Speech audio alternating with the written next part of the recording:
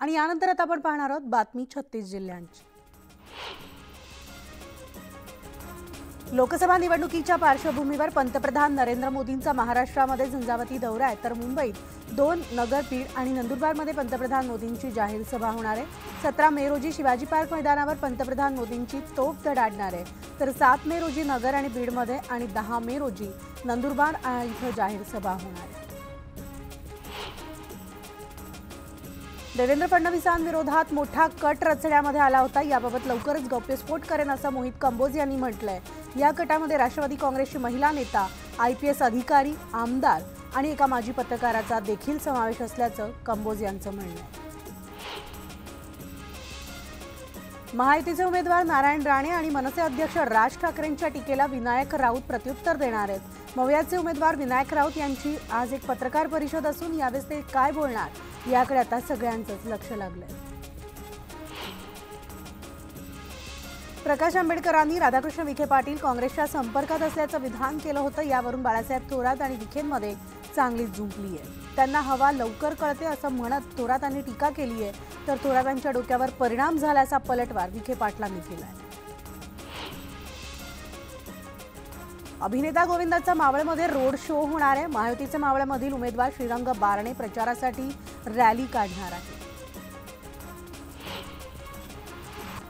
मुंबईसह महाराष्ट्रातील हिरे उद्योगाची आणखी भरभराट होणार असल्याचं उत्तर मुंबई लोकसभा मतदारसंघातील भाजप आणि महायुतीचे उमेदवार पियुष गोयल यांनी दहिसर येथील मेळाव्यात सांगितले। लोकसभा निवडणुकांचं बिगुल वाजल्यानंतर देखील बसपकडून कोणतीच हालचाल नव्हती। मात्र अखेरच्या क्षणी बसपकडून मुंबईमध्ये 6 उमेदवार रिंगणात उतरले। त्यातही गायक नंदेश उमाप यांना उत्तर पूर्वमधून उमेदवारी देत बसपनं आश्चर्याचा धक्का दिलाय। राज ठाकरे यांनी कणकवलीमध्ये महायुतीचे उमेदवार नारायण राणे यांच्या प्रचारासाठी सभा घेतली। यावेळेस बोलताना त्यांनी मोदी सरकारच्या कामाचं कौतुक देखील केलंय। पंतप्रधान नरेंद्र मोदींमुळेच अयोध्येमध्ये राम मंदिर झालंय असं राज ठाकरेंनी म्हटलंय। तर दुसरीकडे उद्धव ठाकरेंची शिवसेना राज्यात 7.5 वर्ष सत्तेत असताना राज्यातील उद्योगधंदे बाहेर कसे गेले असा थेट सवाल राज ठाकरे यांनी केलाय। दरम्यान नारायण राणेंना विजयी करण्याचं आवाहन त्यांनी केलंय।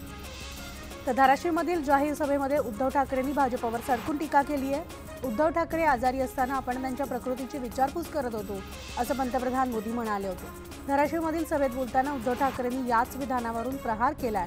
आजारपणात तुम्ही माझी चौकशी केली आणि त्याच काळात फडणवीसांकडून सरकार पाडण्याचं काम करण्यात आल्याची घणाघाती टीका ठाकरेंनी केली।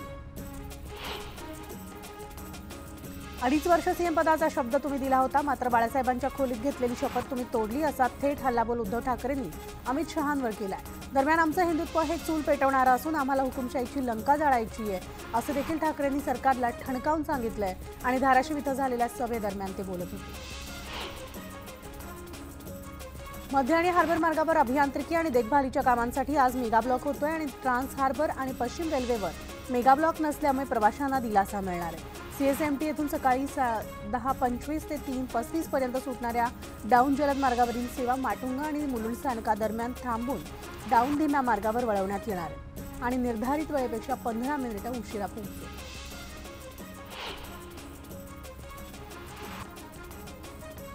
तर बडनेरा, नाशिक, भुसावळ, वर्धा मेमो उद्या रद्द राहणार आहे। कारण नांदुरा ते जलंब दरम्यान नॉन इंटरलॉकिंगसाठी ब्लॉक घेण्यात येणार असून 4 रेल्वेगाड्या रद्द करण्यात आल्या। उल्हास नदीच्या किनाऱ्यावरील असलेल्या म्हशींच्या तबेल्यामधील सांडपाणी आता नदीत सोडलं जाते, त्यामुळे उल्हास नदीला प्रदूषणाचा विळखा बसलाय। या सगळ्याकडे प्रशासनाचं लक्ष नसल्याचं नागरिकांनी संताप व्यक्त केलाय। डोंबिवली रेल्वे स्थानकामधील प्लॅटफॉर्म नंबर 4 वरील सरकता जिना अखेर सुरू झालाय। हा जिना गेल्या अनेक दिवसांपासून बंद होता। न्यूज 18 लोकमतनं ही बातमी दाखवल्यानंतर हा सरकता जिना रेल्वे प्रशासनानं सुरू केलाय। कुलाबा बांद्रे सिप्स मेट्रो 3 प्रकल्पामधील एका महत्त्वाच्या टप्प्यातल्या या आठवड्यामध्ये सुरुवात होतीये। सध्या आरे आणि BKC दरम्यान मेट्रो गाड्यांच्या चाचणी फेऱ्या सुरू आहेत, पण आता आरे ते बर्डी मेट्रो गाड्यांच्या चाचणी फेऱ्यांना सुद्धा सुरुवात होणार आहे।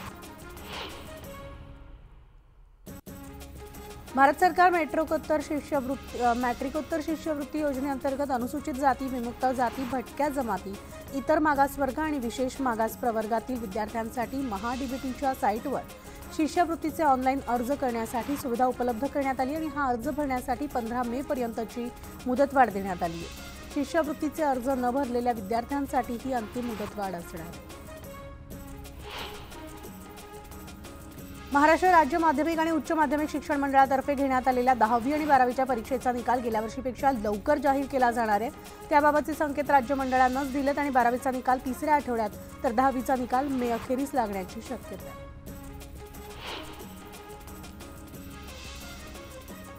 एमबीबीएसच्या प्रथम वर्षानंतर महाविद्यालय बदलण्याची संधी देणारा नियम राष्ट्रीय आयुर्विज्ञान आयोगानं रद्द केला आहे। यापुढे कोणत्याही कारणास्तव विद्यार्थ्यांना एका महाविद्यालयातून दुसऱ्या महाविद्यालयात प्रवेश घेणं शक्य होणार नाहीये। त्यामुळे आता विद्यार्थी आणि पालकांकडून नाराजी व्यक्त होतीये।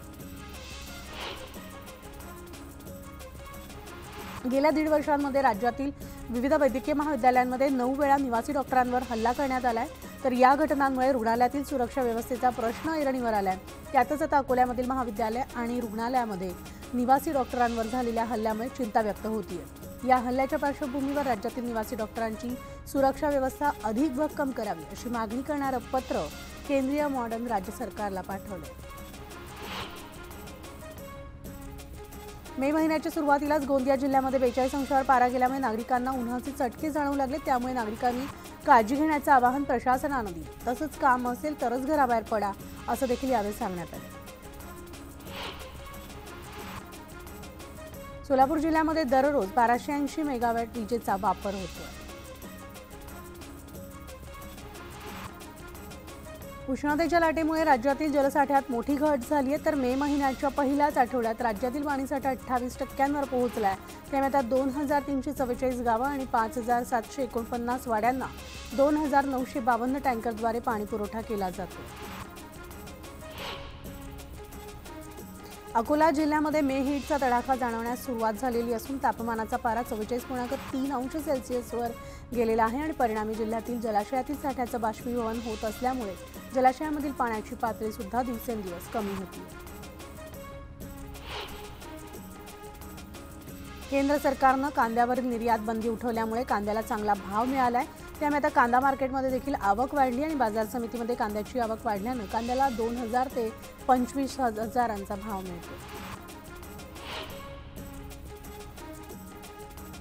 वाढत्या उन्हामुळे काकडीला मोठी मागणी असून काकडीच्या दरात वाढ झाली आहे। सध्या काकडीला प्रति क्विंटल 1500 ते 1800 रुपयांचा भाव मिळतोय। पुढील काळात बाजारामधील काकडीची आवक आणखी कमी होण्याची शक्यता आहे।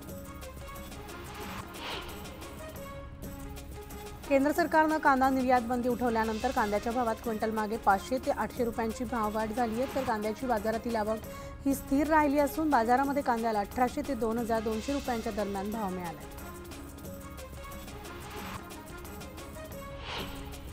मीरा भाईंदर पालिकेच्या अग्निशमन विभागाच्या सदानंद पाटील या अधिकाऱ्यानं सोसायटीचं फायर टेंडर न दिल्यानं खजिनदाराला मारहाण केली आहे। या प्रकरणी गुन्हा दाखल करण्यात आलेला असून ही सगळी घटना सीसीटीव्ही कॅमेऱ्यात कैद झाली आहे। तर सांगली कोल्हापूरमधून आता विविध परिसरामध्ये दुचाकी चोरून विक्री करणाऱ्या सराईत टोळीच्या मुसक्या आवळण्यात पोलिसांना यश आलंय। या प्रकरणी पोलिसांनी 3 अटक केली आणि चोरीच्या तब्बल 19 दुचाकींचा 11 लाखांचा मुद्देमाल पोलिसांनी जप्त केला आहे।